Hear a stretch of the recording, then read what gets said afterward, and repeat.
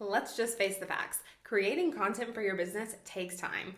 It's one of the most time-consuming tasks for most business owner outside of the time that they spend fulfilling their client work.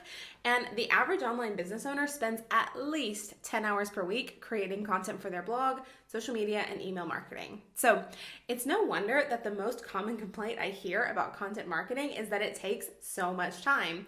And I won't lie, creating quality content that attracts and converts ideal clients does require an investment of your time, but there are ways to do it in a way that doesn't take as much time and a way that you can cut down on the time it takes to create your content without sacrificing on quality.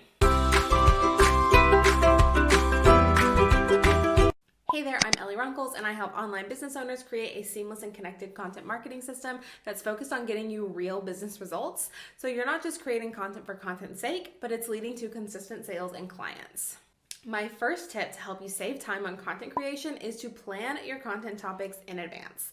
There is nothing worse than sitting down to write a blog post or some Instagram captions and asking yourself, what should I talk about? If you don't go in with a plan, you can waste so much time staring at a blank screen, trying to think about what to write instead of actually getting that content created.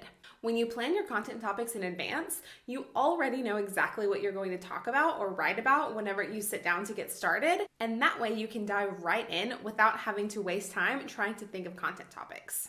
A couple weeks ago, I put out a video sharing the process I use to come up with content topics and plan out my content calendar months in advance. And if you haven't already, I highly recommend that you go and watch that so that you can follow this simple and effective system to plan out your content topics in advance and have them ready to go when you sit down to create new content.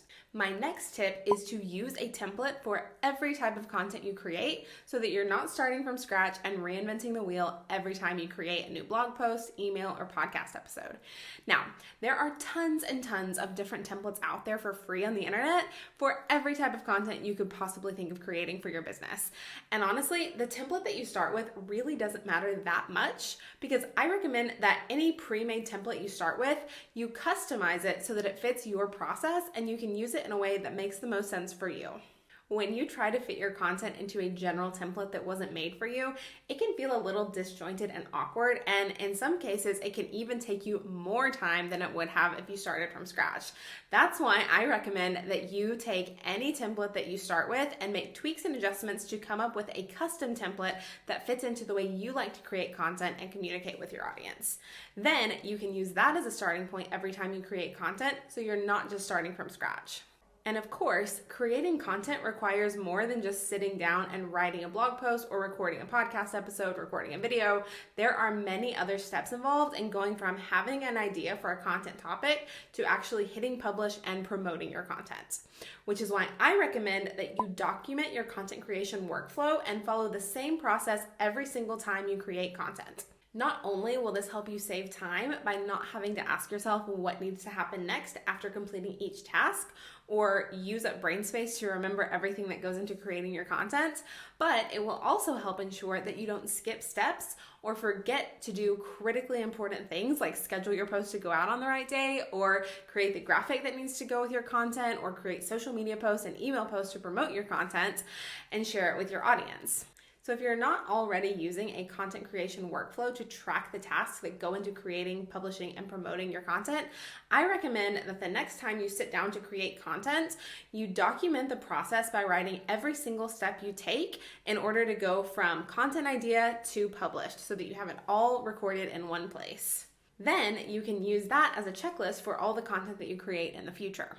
This may require a bit more of your time to set up initially, but once you have a documented content creation workflow, it will save you so much time on content creation in the future. My final tip to help you speed up your content creation time is to batch similar tasks in your content creation workflow so you're not constantly switching between unrelated tasks. This wastes so much time and can make content creation take up way more time than necessary.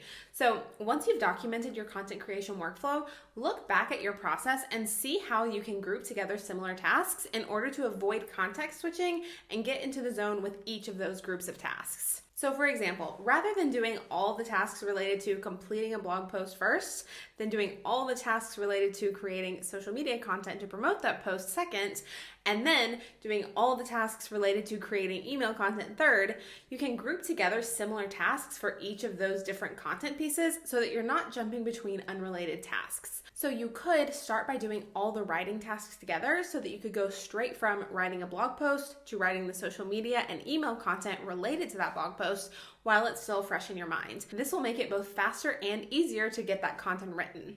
From there, you can go about creating all the graphics needed or finding the photos needed for each of the different content pieces and then scheduling all those content pieces at the same time. So you're staying focused on the same or similar tasks rather than jumping around and losing concentration between each task.